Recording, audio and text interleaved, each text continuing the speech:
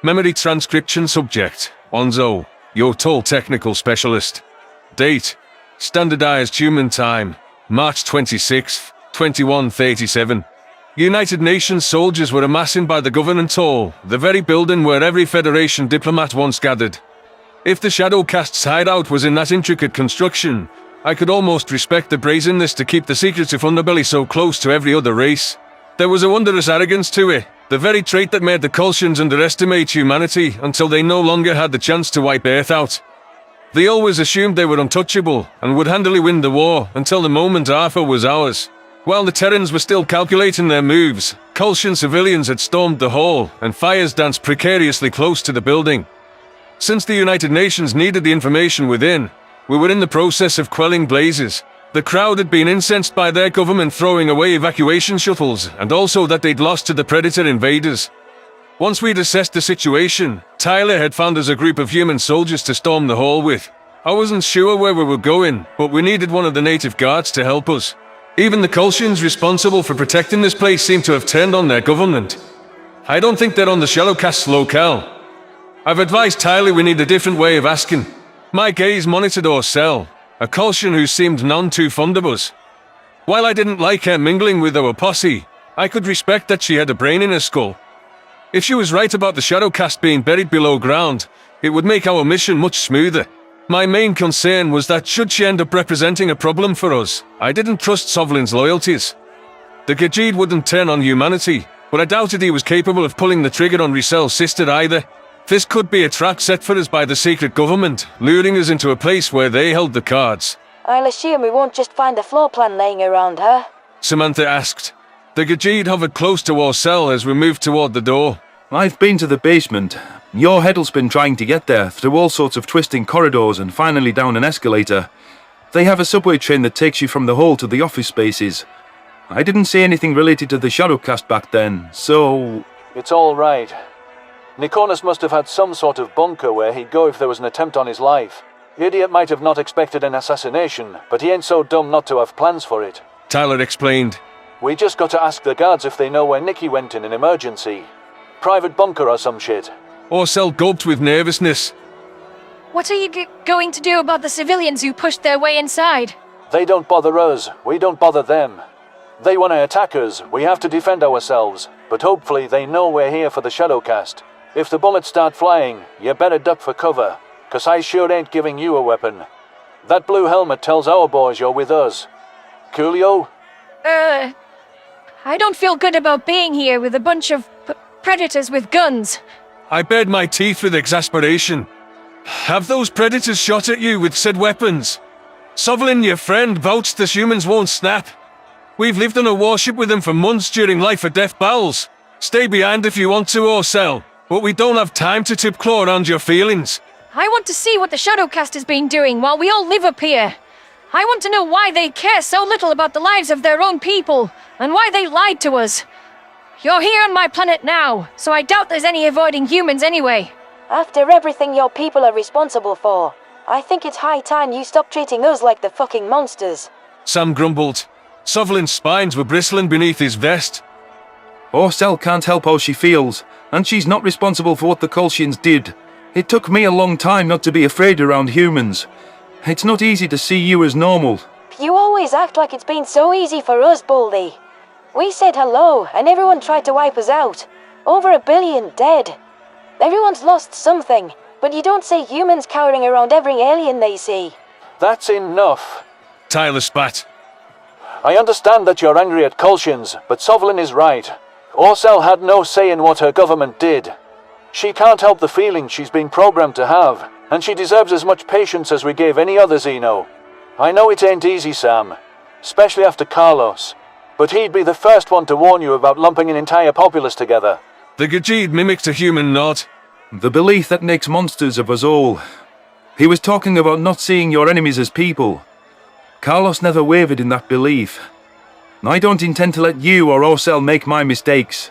And I don't intend to let us get saddled with someone who'll get in the way of our mission, I countered. This is way more important than what you owe Risel. This is a favor for Marcel, and also the answers for why all of his and our torment happened. If Orcel can't control her feelings, Then she's not coming with us. Orcel wrapped her tentacles around her torso in a self-soothing gesture. I'll be fine. They killed my brother, and what they did is the reason the predators with guns are here in the first place. If you have a chance to get rid of them and expose their real motives, I won't be in your way. I just wish we'd get it over with. Is this as simple as facilitating revenge for her brother's murder? I still don't trust her not to be a liability, but she doesn't seem like a Shadowcast plant. I know how I felt just seeing my Ensa burnt by those exterminators. I could recall the alien's truck arriving at my family home, and Papa shooting the Hensa for a quick death. Why couldn't the exterminators give predators a swift, painless end if they had to kill our beloved pets? Thinking about the look in our domesticated pest killer's eyes, I could imagine her tan and black pelt vanishing beneath tongues of flames. The fact that Dino's coloration had been the exact same dug up all my memories at the moment I first encountered the Terran dog. Imagining what had been done to our beloved animals made me furious, just as much as thoughts of the far soul who placed me on a predator disease medication. My claws curled up with fury as the slights against the Yortul swirled in my mind. The glassing of Kato hadn't made me feel any better, but it hadn't eased my loathing of the Kulshins either. If I were honest, I hated having to work alongside someone who'd lived a comfortable life on Arthur. By her own words, Orcel hadn't played an active role against the Shadowcast. That made her complicit as soon as she'd known the truth about her government. I was here to fulfill Tyler's promise to search for Slanik, not for the secrets humanity sought. Whatever reason the Commonwealth gave for why this needed to happen, it wouldn't suffice. I couldn't care less. Tyler placed a hand on my shoulder, making me jump. Onzo, did you hear me? We're moving, and I need your genius mind working for us. You good, bro? I'm fine. I was just remembering the day they burned Ryense, I admitted. Hearing the Colsians justify what they've done, I'm not sure I want to be in the room for that. Honestly, I'm not sure I can deal with their contempt for us neither. You don't gotta hear it firsthand, my man. Don't think I don't know you came here for me, and I appreciate it. Let's see if the Shadowcast's there, alright? I lifted my rifle in acknowledgement and bounded after the UN soldiers. We pushed our way through the thronging crowd, scaring them back by popping a few rounds into the grounds. That proved an expedient way to clear a path as we moved into the front door. We spotted a Kolshian in guard's armor who seemed to be helping the rebels milling about in the ornate entryway. Towering pictures of species working together on legislation mocked me from the walls. The false promise of the Federation put in visual form. I tried not to focus on the amicable body language of diplomats past and present, and instead watched Tyler round on the guard. The blonde human's impatient eyes could be felt beneath his biohazard mask. Do you know where Nikonas's bunker, safe room, whatever you want to call it, where that is? Where he'd hide if shit hits the fan? Ah, Tyler. Ever so eloquent. Yes, I do. The Kolshian gasped out. Then you'll show us there. We'd like to pay your leader a visit. Okay, but Chief Baronis's bunker is sealed. Even us guards don't have a high enough clearance to give you access. Samantha raised an explosive charge. Don't worry, I have a key. Tyler leveled his weapon at the local guard, who wisely took the hint to get moving.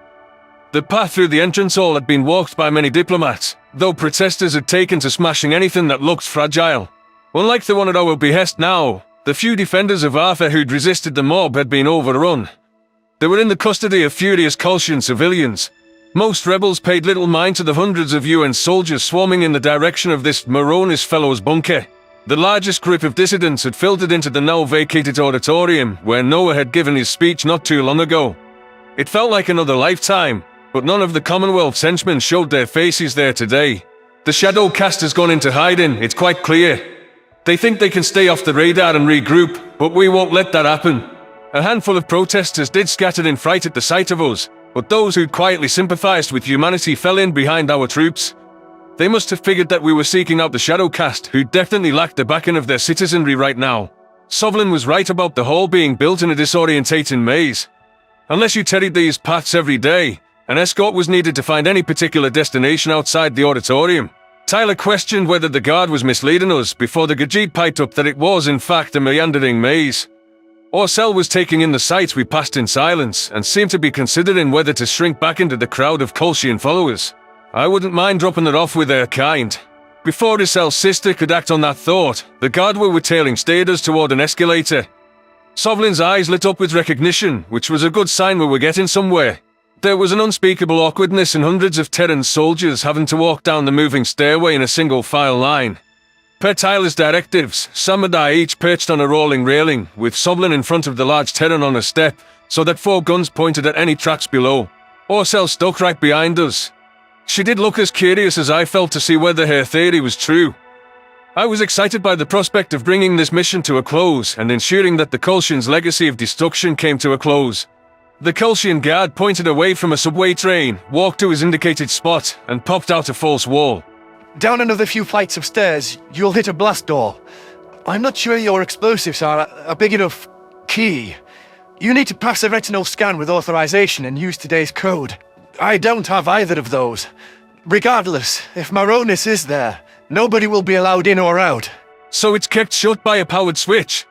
Obviously we just need to cut the power to the door, I pointed out. Do we have any EMP grenades? Tyler grunted with contentment. The range of those bad boys is short, but we sure do. We'll scan through the walls to find where the switch is and light it up. Okay, hang on. Orcel piped up. How do you know where to find Chief Maronis or what's waiting inside? Well, we don't, but I'm gonna find someone who does. Let the specialists do their business, and we'll see if what's back there is really a bunker. A human soldier searched for the exact location of the switch before attaching an EMP grenade nearby. She gestured for anyone with electronic devices to step back to keep them from getting fried, then triggered the device. Like its jaws had been pried open, the mechanism sealing the blast doors released its grip.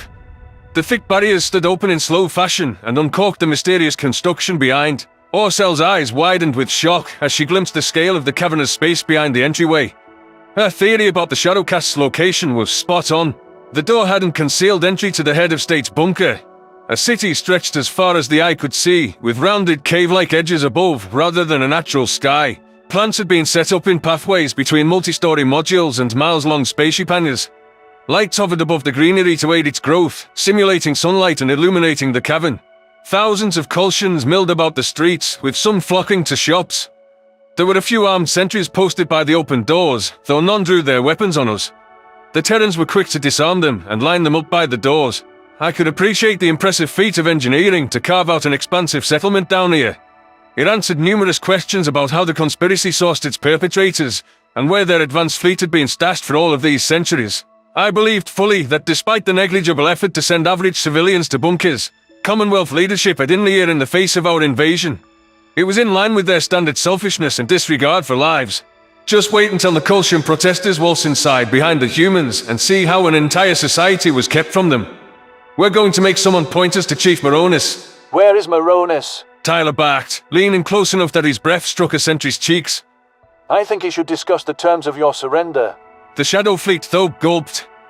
Chief Maronis, thought you might find us. Don't worry, he didn't run. He wanted to parley and told us to send it to him. The 5-story building painted the colour of seagrasses, straight to your right. It's the true office of the chiefs. A short walk from the hall. I pinned my ears back. How do we know this isn't a trick? You don't fight fair. Because it's over. This is the only chance our work will be maintained for the continuance of all life, and Maronis gambled that maybe you could understand. We know you want answers, so hear it from the top. Let us spell out our proof that you will kill all of your friends, whether you mean to or not. Tyler hesitated before stepping back from the Kolshian. Lead us to him. Try anything and you can forget any mercy. You can forget keeping your life. As Samantha, Orcel and Sovlin followed after Tyler, I found myself hanging around by a stationary group of UN soldiers.